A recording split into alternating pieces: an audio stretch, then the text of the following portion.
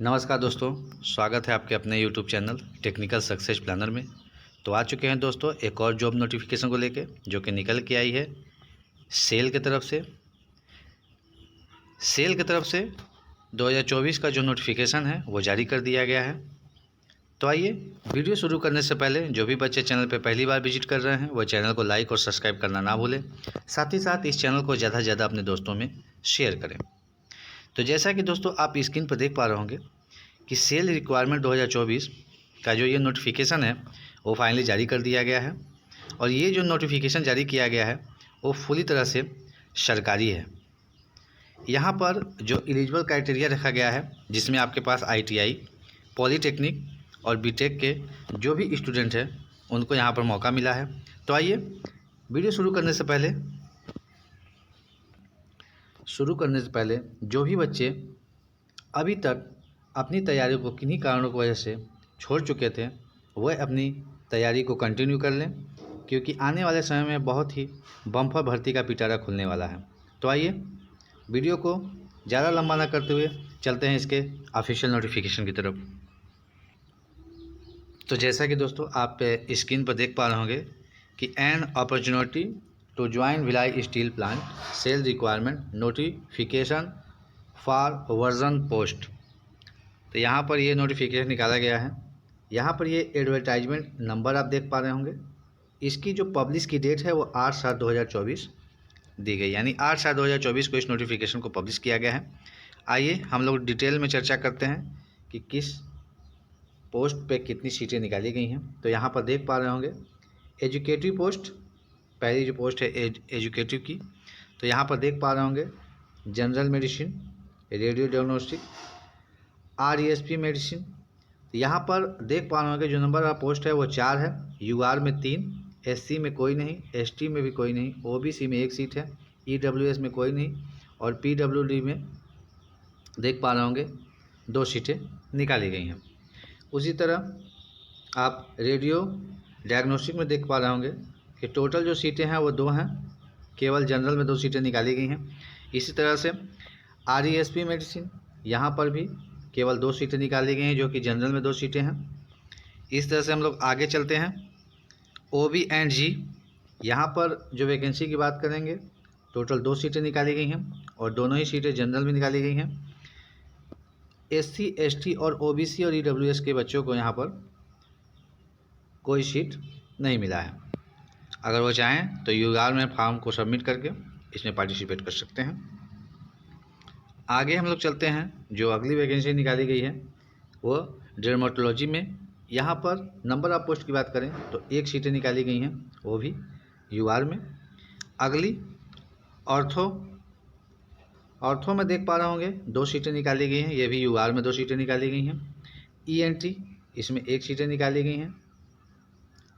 एनास्थिया, इसमें आप देख पा रहे होंगे इसमें 2 सीटें निकाली गई हैं।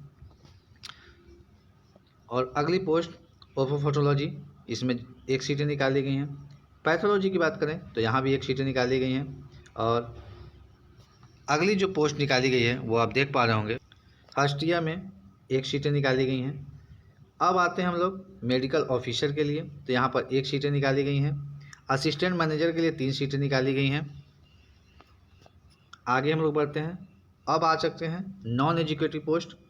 तो यहाँ पर देख पा रहे होंगे, यहाँ पर माइंस फोरमैन देख पा रहे होंगे 3 सीटें निकाली गई हैं। जूनियर इंजीनियर इलेक्ट्रिकल सुपरवाइजर के लिए 14 पोस्ट निकाली गई हैं। जिसमें आप UR की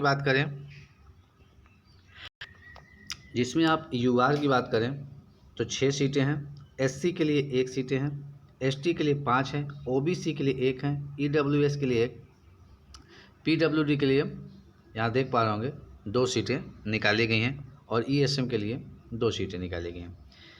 टेक्निकल जो बॉयलर ऑपरेटर हैं यहाँ पर टोटल वैकेंसी की बात करें तो 5 हैं, जिसमें UR के लिए 2, SC के लिए 1, ST के लिए 1, OBC के लिए कोई सीट नहीं है, EWS के लिए 1 है। वही बात कर लेते हैं PWD के लिए। तो यहाँ पर देख पा रहे होंगे 1 सीटें हैं और 1 सीटें ESM के लिए हैं। नीचे हम लोग स्क्रॉल करते हैं, बात कर लेते हैं यहाँ पर जो एजुकेशन और क्वालिफ़िकेशन मांगा गया है। तो कंसल्टेंस देख पा रहे होंगे, यहाँ पर आपका पीजी डिग्री मांगा गया है, जिसमें एज की बात करें तो अपर एज जो लिमिट है वो 41 है।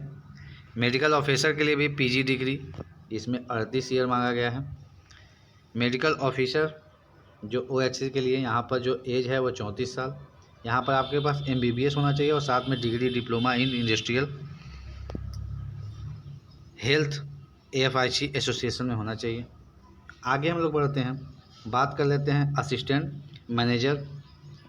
यहाँ पर जो मैक्सिमम एज है अपर एज वो 30 साल है। यहाँ पर आपके पास बीए बीटेक फुल टाइम होना चाहिए।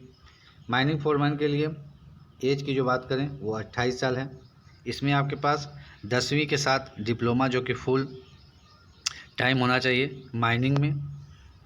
अगली बात करते हैं जूनियर इंजीनियर के लिए जो एज है वो 28 साल है। यहाँ पर भी आपके पास 10वीं के साथ डिप्लोमा जो कि फुल टाइम इलेक्ट्रिकल में होना चाहिए। अगली पोस्ट है जो टेक्निकल बॉयलर ऑपरेटर के लिए, तो यहाँ पर हाई स्कूल के साथ फुल टाइम आईटीआई जो कि रिलेटेड ट्रेड में मांगा गया है, साथ ही साथ second class boiler attendant certificate of company. आगे हम लोग चलते हैं, काफ़ी अच्छी वैकेंसी निकल के आई है। नीचे हम लोग बात कर लेते हैं,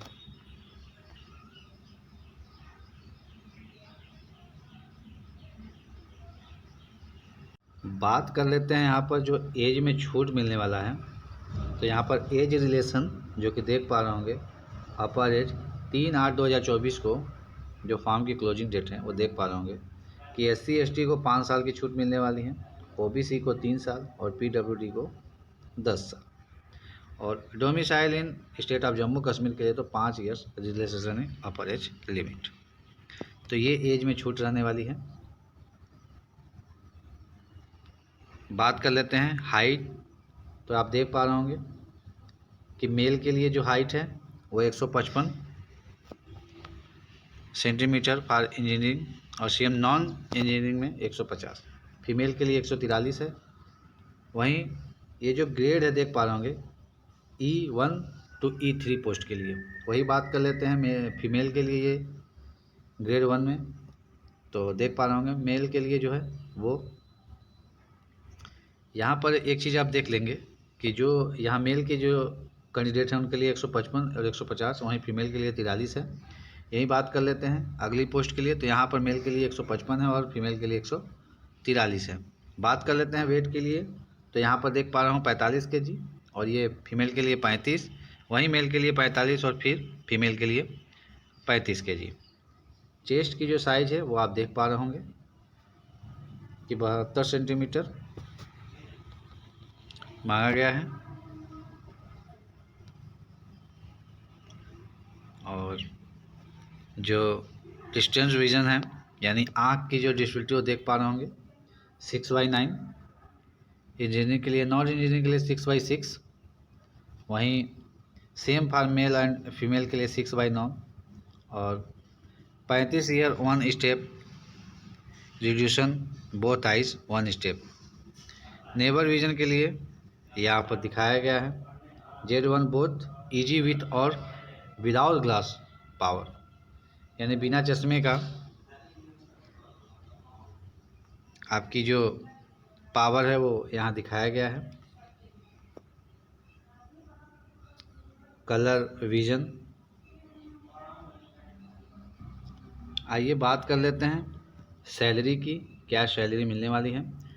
तो कंसल्टेंसी E3 के लिए जो सैलरी है वो देख पा रहे होंगे यहाँ पर 80,000 से लेके 2,20,000 है, और 3% इसमें देख पा रहे होंगे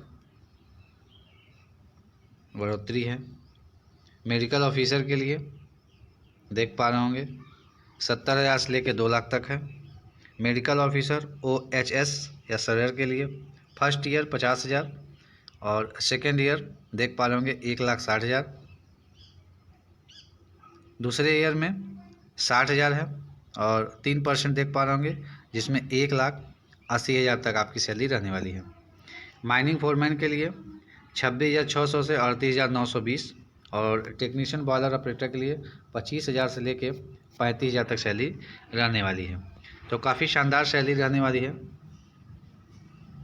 बात कर लेते हैं फॉर्म फीस की। तो देख पा रहे होंगे जो पोस्ट है उसके हिसाब से देख पा रहे होंगे E1 एंड एबव पोस्ट के लिए 700 आप UR और OBC में हैं और EWS के हैं।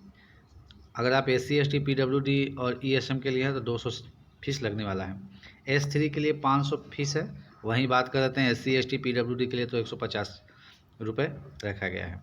S1 के लिए 300 रुपये सीट है, 300 रुपये फीस है। वहीं SC ST और PWD के लिए बात करें तो मात्र 100 रुपये की फ़ीस रखी गई है।